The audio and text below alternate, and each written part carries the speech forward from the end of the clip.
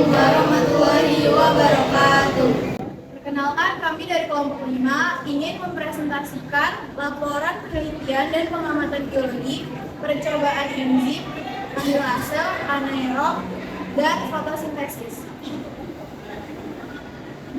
Pertama-tama, perkenalkan, nama saya Arisa Purnokiani. Nama saya Bella Santika Ningsih. Dan saya Paul Sylvan Rananta. Nama saya Zarina Iva Siscampudani. Nama saya Miriam.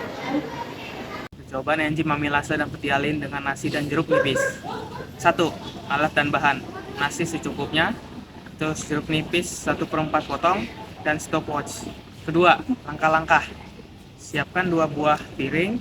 2. Letakkan nasi di atas masing-masing piring. Beri perasan jeruk nipis di salah satu nasi. Terakhir, punya masing-masing nasi. Percobaan enzim amilase pada nasi tanpa jeruk nipis berpunya lebih cepat dan terasa manis karena kerja enzim amilase optimal. Enzim amilase mendegradasi nasi sampai menjadi disakarida sehingga terasa manis dan proses pengunyahannya menjadi lebih cepat.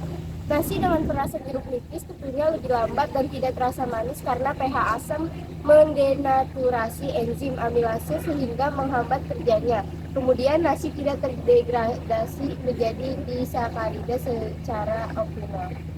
B. Percobaan anaerob dengan ragi dan balon. Yang pertama, alat dan bahan. Pertama, botol air mineral bekas. Kedua, ragi tape 4 buah. Ketiga, balon siup.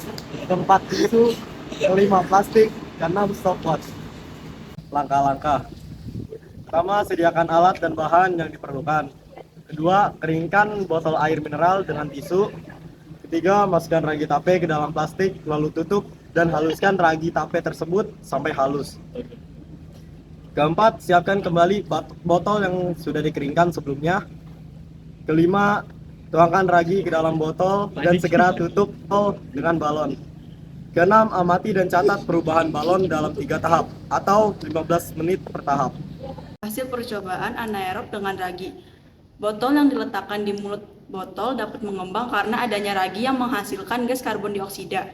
Gas karbon dioksida ini akan mendorong oksigen di atasnya, sehingga membuat balon mengembang karena ada gas yang mengisi dan membuat permukaan balon yang elastis merenggang. Gas yang dihasilkan memenuhi isi botol dan otomatis memenuhi balon karet yang menutupi botol tersebut. Sedangkan balon yang tidak mengembang tersebut disebabkan karena adanya salah satu zat yang tidak aktif dari ragi tersebut. Percobaan fotosintesis pada tanaman air. 1. Alat dan bahan. Wadah besar, air, tanaman air, cahaya, dan stopwatch. 2. Langkah-langkah. Taruh tanaman air di dalam wadah yang berisi air. 2. Lalu taruh tanaman di tempat yang terkena cahaya matahari. 3. Tunggu dan amati selama 5 menit. Percobaan fotosintesis dengan tanaman air. Dari percobaan tersebut diketahui bahwa tanaman mengambil karbon dioksida sebagai sumber karbon bagi tumbuhan hijau dan mengeluarkan gas oksigen. Sama halnya seperti percobaan fotosintesis yang dilakukan oleh Ingenhousz, di mana ia membuktikan penelitiannya menggunakan tanaman air yang dimasukkan ke dalam bejana berisi air, kemudian ditutup dengan corong terbalik. Beberapa waktu kemudian terlihat gelembung-gelembung yang keluar dari tanaman tersebut. Dan dari percobaan ini dapat disimpulkan bahwa fotosintesis memerlukan cahaya matahari dan menghasilkan gelembung-gelembung gas yaitu oksigen.